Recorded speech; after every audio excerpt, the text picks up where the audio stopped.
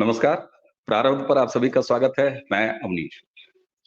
दर्शकों, प्रारब्ध के इस मंच पर हमने हमेशा प्रयास किया है कि राजनीतिक या सामाजिक या कोई भी ऐसा विषय हो जिस पर हम बात करें, चर्चाएं करें, तो उसके जानने वाले यानी सब्जेक्ट एक्सपर्ट के साथ हो, या अगर किसी भूगोल की बात कर रहे हैं तो वहां की जमीन पर बैठे हुए किसी व्यक्ति के साथ बात करें। आज का हमारा ये वीडियो है बंगाल। 2024 का लोकसभा चुनाव 2 चरण पूरे देश में पूरा हो चुका है। बंगाल में भी 2 चरण का मतदान हो चुका है। बंगाल 2024 में राजनीतिक किस जमीन पर खड़ा है, जरा एक बानगी देखिए। भारतीय जनता पार्टी के स्टार प्रचारक और उत्तर प्रदेश के मुख्यमंत्री योगी आदित्यनाथ बंगाल पहुंचे थे।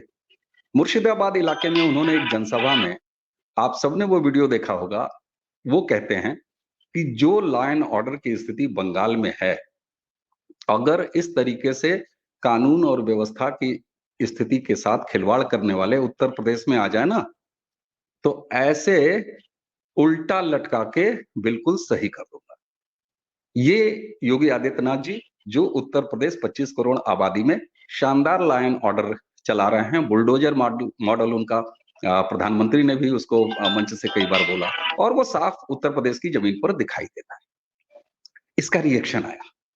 इसका रिएक्शन आया हुमायूं कबीर नाम का एक टीएमसी विधायक। और जिस तरह की भाषा, आप याद कीजिए, हैदराबाद वाले ओवैसी भाई क्या कहते हैं, 15 मिनट में पुलिस हटा लो, उसके बाद हम बता देते हैं। इस हुमायूं कबीर विधायक टीएमसी ने बोला, और क्या बोला योगी आदित्यनाथ जी के रिएक्शन में, कि ऐसा है 70 और 30 हैं, यानी 70% हम हैं, 30% तुम हो, 2 घंटा दे दो, पूरे पूरे हिंदू को उठा के गंगा में डुबो देंगे, भागीरथी में डुबो देंगे।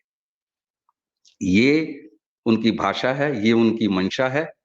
क्या हैदराबाद, क्या देश का कोई कोना, और क्या बंगाल। लेकिन बंगाल में कुछ बदल रहा है, लगातार बदल रहा है। और आप सब जानते हैं कि हम बंगाल पर जब बात करते हैं तो रूपक पांजा जी के साथ बात करते हैं। आइए सबसे पहले रूपक जी का स्वागत कर लेते हैं। रूपक जी नमस्कार, बहुत बहुत स्वागत है आपका। सबको जय श्री राम। जय जय सिया राम। रूपक भाई, एक चीज बंगाल में बदलते हुए मुझे महसूस हो रही है, आपके जरिए लगातार जब मैं बातचीत करता हूं तो उसमें भी मुझे महसूस हो रहा है। बंगाल जो कि 32 साल लेफ्ट का शासन, उसके बाद उसी मॉडल पर ममता बनर्जी का शासन, तो होता क्या था कि बंगाल में चुनावी हिंसा तो बहुत आम है, वो दिखाई देती है। उसी के साथ एक चीज ये भी होती थी कि दूसरी पार्टी के सपोर्टर मतदाता जो है वो पोलिंग बूथ तक न जाए, इसलिए पार्टी को प्रचार नहीं करने दिया जाता था। झंडा छीन लिया, बैनर छीन लिया, 2 थप्पड़ मार दिए और भगा दिया। ये स्थिति इस बार कितनी बदल रही है और कितने इलाकों में बदल रही है, कुल मिला के बंगाल में नाक से नाक लड़ाकर चुनाव लड़ने की तैयारी या चुनाव लड़ने का जो एक मौसम है वो कितना बदल चुका है शेष भारत के मुकाबले या शेष भारत के साथ, ये जरा बताइएगा।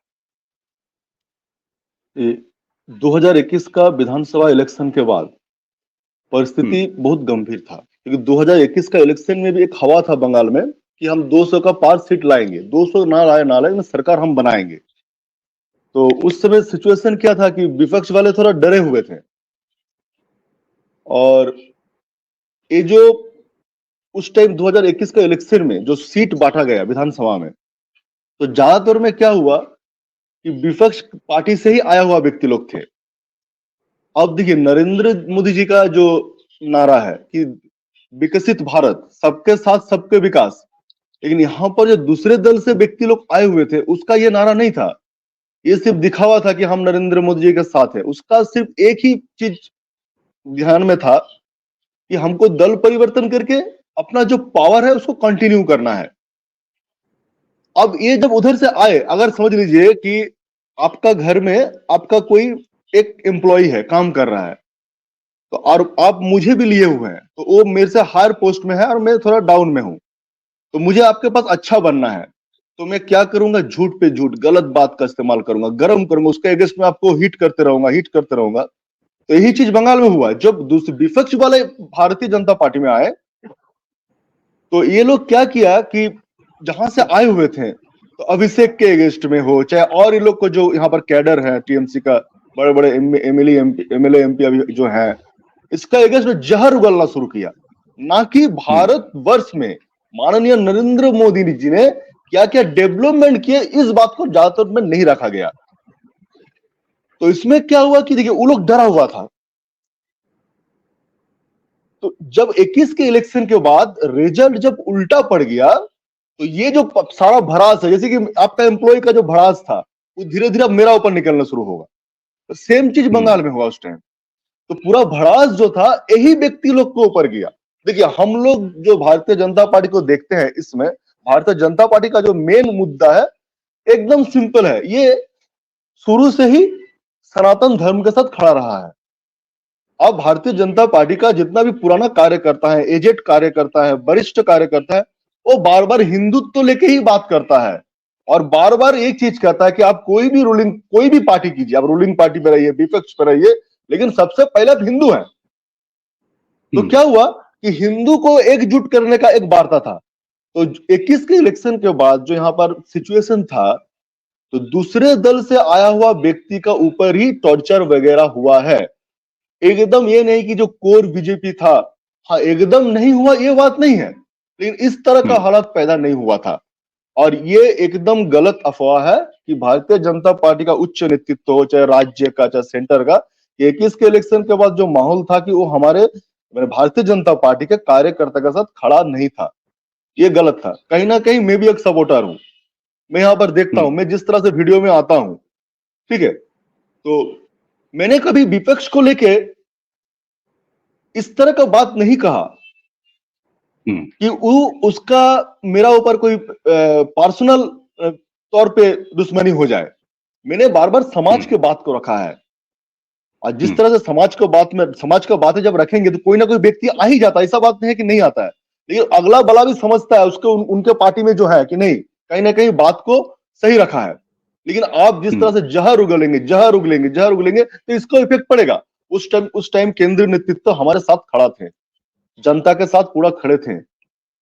एक गलत अफवाह यहाँ पर मीडिया वाले उस टाइम पैदा किया था कि भारतीय जनता पार्टी के कार्यकर्ता के साथ भारतीय जनता पार्टी का उच्च नेतृत्व खड़ा नहीं है। भारतीय जनता पार्टी अब खत्म होने वाला है, क्योंकि उस टाइम सीट ज्यादा, 2 सीट से 78 77 तक सीट गया था, एक कम नहीं था। लेकिन मीडिया वाले ने इस तरह से हाईलाइट किया कि भारतीय जनता पार्टी फिनिश हो गया है। तो एक मीडिया का भी एक रोल था दिखाना कि उच्च नेतृत्व हो, चाहे राज्य हो चाहे केंद्र हो, ये भारतीय जनता पार्टी के साथ खड़ा नहीं है। ये एक गलत अफवाह फैलाया गया था। अगर नहीं रहता तो 22 के बाई इलेक्शन हर जगह नहीं हुआ, स्पेशली पांडेसर विधानसभा जहां पर हम रहते हैं, यहां पर भी एक डर का माहौल बना हुआ था। हम यहां पर भारतीय जनता पार्टी को बूथ में बैठने के लिए पोलिंग एजेंट नहीं मिल रहा था। फिर भी जिस तरह से आज का डेट में प्रचार चल रहा है, पंचायत इलेक्शन में भी हम लोग देखें, प्रचार में देखिए बाधा तो रहेगा ही, ये एक लड़ाई चलता है, लेकिन जो माहौल था पहले कम्युनिस्ट का अमल में, या फिर 21 का बाई इलेक्शन से थोड़ा पहले, क्योंकि 21 का बाई इलेक्शन टोटली डिफरेंस तरीका से हुआ था, विपक्ष वाले एकदम सच में डरा हुआ था, वो देखने लायक था। लेकिन उसके बाद 21 के इलेक्शन के बाद जिस तरह से टॉर्चर हुआ, डराया गया, धमकाया गया, नौकरियां छीन लिया गया, अभी का जो माहौल है एकदम खत्म हो गया, यह हम नहीं कहेंगे, ये गलत होगा। कि कुछ दिन पहले आप बहुत सारे वीडियो देखे होंगे कि प्रचार में गए हुए थे, डराना, धमकाना, गालियां देना, मारना तो चल रहा है, लेकिन बैनर फाड़ देना, दीवार मिटा देना, इस तरह का मामला ज्यादातर नहीं आया है, आप कह सकते हैं। और जनता का भी एक अच्छा रिस्पॉन्स है भारतीय जनता पार्टी का तरफ। भारतीय जनता पार्टी इस बार पूरा मूड में है और प्रचार जिस तरह से कर रहा है, यहाँ पर हम लोग तो सोचते थे कि 25 सीट बोल रहे थे बार बार। जिस तरह से प्रचार चल रहा है और जिस तरह से आम आदमी का बात हमारे कान तक आ रहा है, ये सीट 30 प्लस भी हो सकता है, ये आप जान लीजिए। बहुत बड़ी बात आप कह रहे हैं। और आपने दर्शकों, आपने भी ध्यान दिया होगा, रूपक पंजा साहब के साथ जितनी भी अभी तक वीडियो चर्चाएं हुई हैं, उनमें इन्होंने जो अपना शुरुआती नंबर खोला था वो 22 से 25 से खोला था, और 22-25 से 28 तक आए थे। 28 अब 30 की बात होने लगी है। ये बदलाव भारतीय जनता पार्टी एनडीए के पक्ष में बंगाल की जमीन पर देखने को मिल रहा है, जो मैंने शुरू में आपसे कहा था। एक चीज और रूपक जी, आपने बहुत महत्वपूर्ण सवाल को हल किया है दर्शकों के लिए। क्योंकि देखिए, बंगाल में जब भी कोई चुनावी हिंसा होती है, इलेक्शन के बाद जो हिंसा होती है, उसको लेके शेष भारत में कम से कम सोशल मीडिया पे सबका ये कंसर्न होता है, जो भाजपा के साथ समर्थन रखते हैं। वो हमेशा ये कहते हैं कि बेसहारा छोड़ दिया, बेसहारा छोड़ दिया। लेकिन जमीन पर बात अलग है, जमीन पर निश्चित रूप से दूसरी बात है। एक चीज यहाँ पर निकल के आती है, जो सवाल आपके ही इस जवाब से मुझे समझ में आता है। अभी तक ये देखा गया था कि डराया धमकाया जाता था और प्रचार नहीं करने दिया जाता था। ये माहौल, लोग कहते हैं कि भाई प्रचार से रोक लोगे तो क्या होगा? लेकिन ये माहौल इसलिए ही तो बनाया जाता था कि उनका वोटर तक वो डर जाए कि साहब, जब प्रचार पार्टी को नहीं करने दिया जा रहा है, तो मैंने अगर जाके मतदान केंद्र पर उंगली दबा दी भारतीय जनता पार्टी के लिए और पता लग गया, तो मेरा क्या हश्र होगा? इस स्थिति में वोटर के एंड पर कितना बदलाव? देखिए, ये पूरा गलत अफवाह फैलाया जाता है कि आप कहाँ वोट दे रहे हैं हमें पता चलेगा। 2014 में जब बाबुल सुप्रियो जी खड़े हुए थे आसनसोल लोकसभा से, यहाँ पर मुझे पता है कि 30 से 40% सीटों में ही शायद बूथों में ही शायद पोलिंग एजेंट था। तो कैसे जीत गया फिर? 1900 का ऊपर बूथ है, आप 30% 40% बूथों में अगर पोलिंग एजेंट देते हैं, बाकी आपका बूथ में पोलिंग एजेंट है ही नहीं। उस टाइम कम्युनिस्ट का लड़ाई चल रहा था टीएमसी का, तो भाजपा कैसे जीत गया?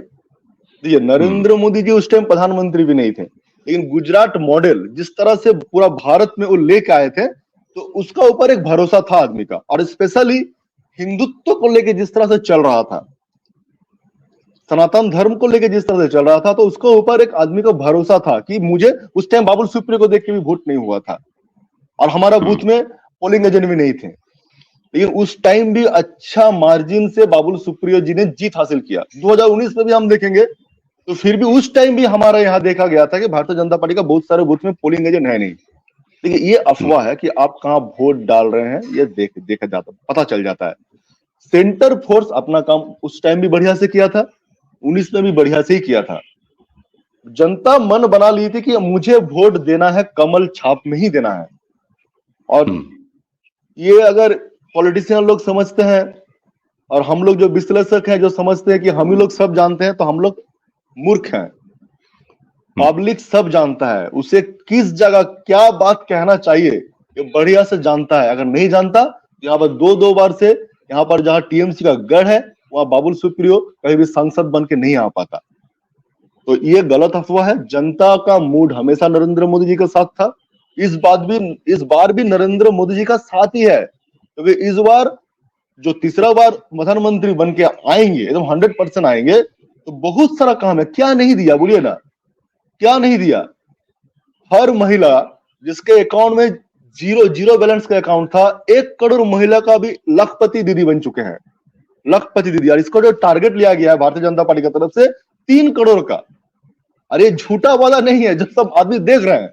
और मैं आपको कैमरा के माध्यम से कहना भी चाहूंगा, लोगों को ना लगे कि मैं भारतीय जनता पार्टी का प्रचार कर रहा हूं।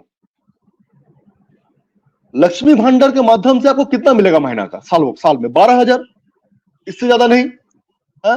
और जिस तरह से लाडली बहन का जो ये स्कीम है, पश्चिम बंगाल में इसको कंटिन्यू किया जाएगा, 3,000 रुपया महीना का।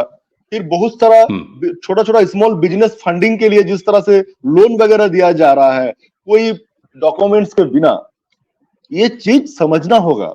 और ये चीज आदमी यहाँ का जो निवासी है, वोटर है, समझ चुके हैं कि भारतीय जनता पार्टी का हाथ थाम के ही पूरा भारत वर्ष को डेवलपमेंट मिलेगा। तो ऐसा कोई बात नहीं है।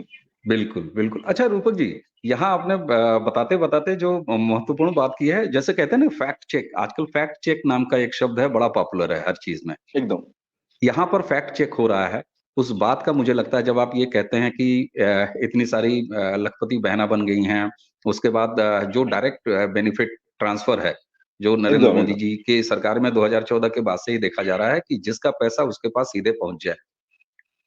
ये क्या वही लाभार्थी वर्ग है जिसको कि एक नया वोट बैंक कहा जा रहा है नरेंद्र मोदी का? क्योंकि नरेंद्र मोदी ने एक सीधे सीधे बड़ा तबका है, एक बड़ी संख्या है, बड़ा नंबर है, जिसको लाभार्थी के रूप में कन्वर्ट किया है। किसी के पास मकान है, किसी के पास शौचालय है, किसी के पास शौचालय और मकान दोनों है, किसी के पास उस शौचालय मकान के साथ साथ उज्ज्वला चूल्हा भी है, और किसी के पास उस शौचालय, मकान उज्ज्वला के साथ ही साथ हर घर नल का पानी भी है।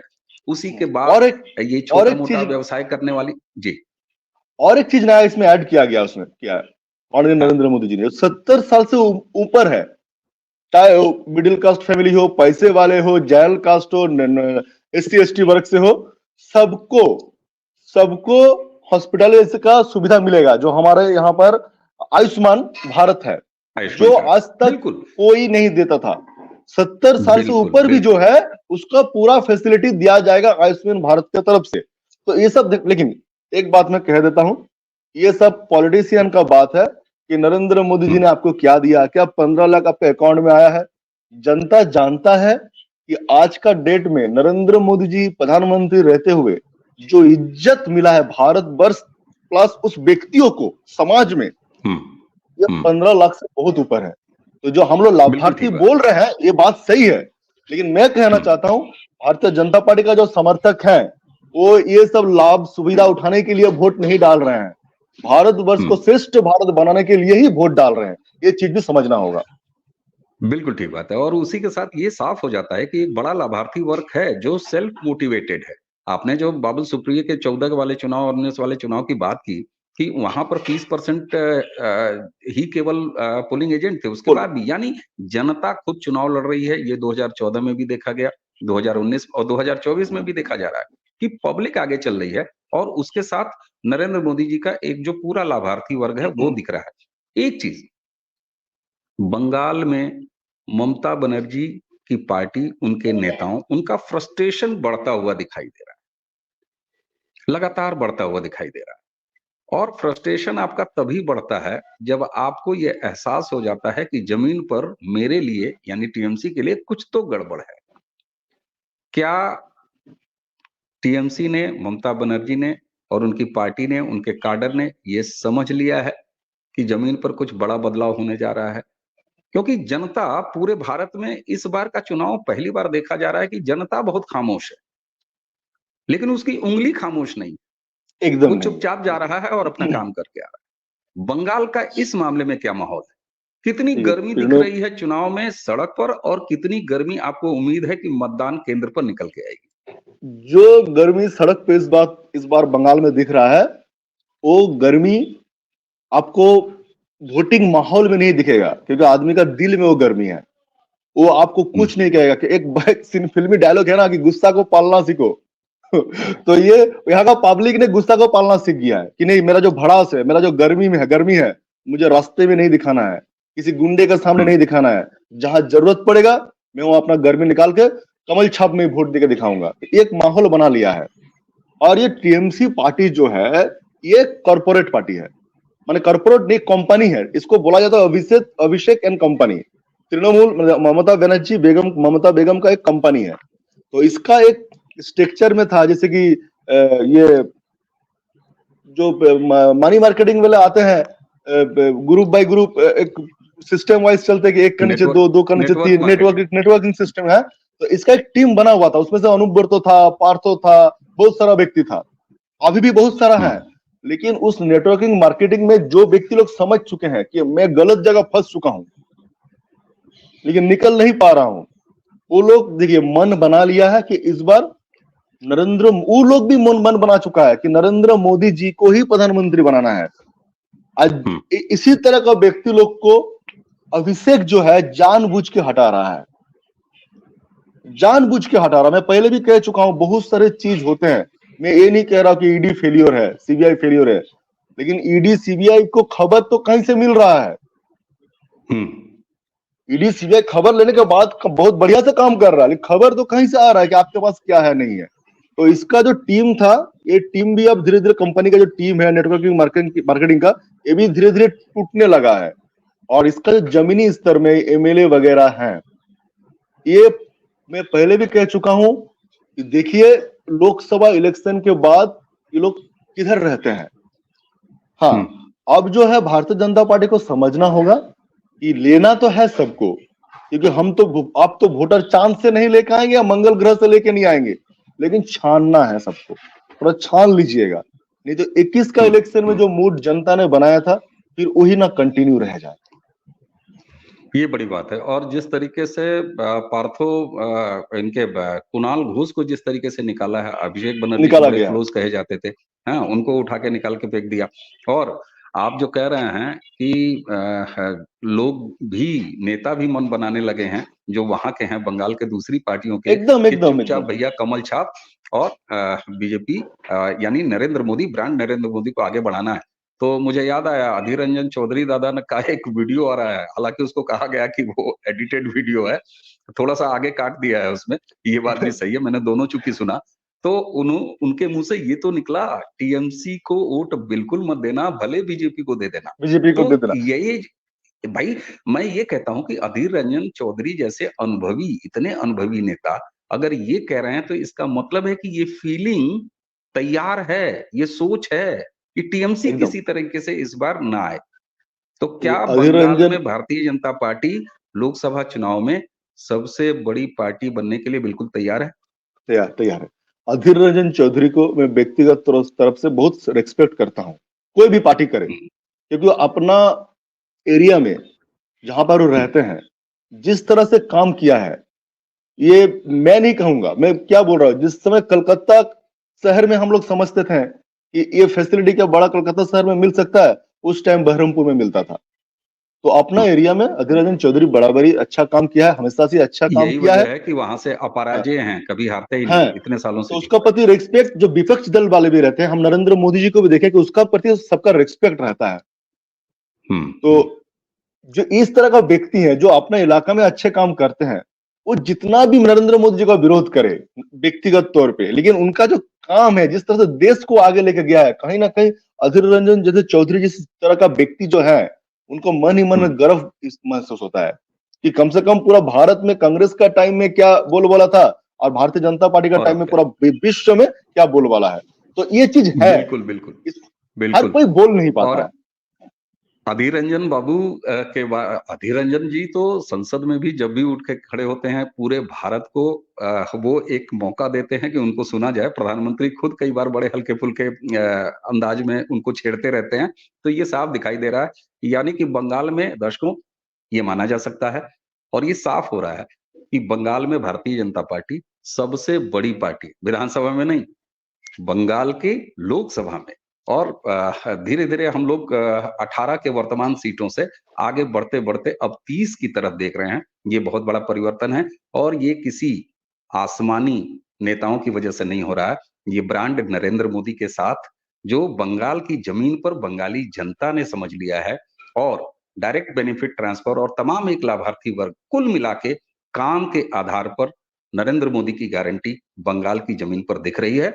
और उसको मैच्योर्ड बंगाली जनता बड़े आराम से आत्मसात किए बैठी है और बूथों पर जाके उंगली दबा के वो तमाम चीजें व्यक्त कर रही हैं, जो कि 4 जून के बाद हमें दिखाई देगा।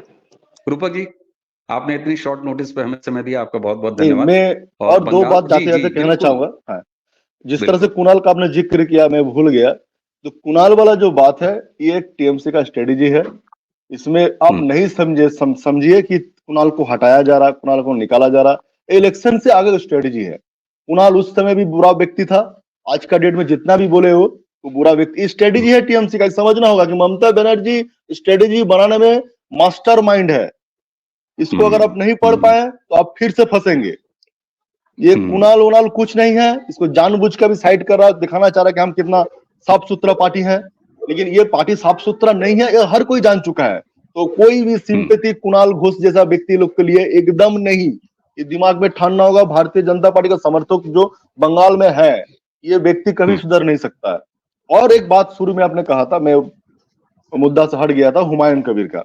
देखिए, हम्म, इस तरह का बात सुनते सुनते हम लोग ना आदत सा पड़ गया है इस तरह का। हम्म, ये सब चोर गुंडा है।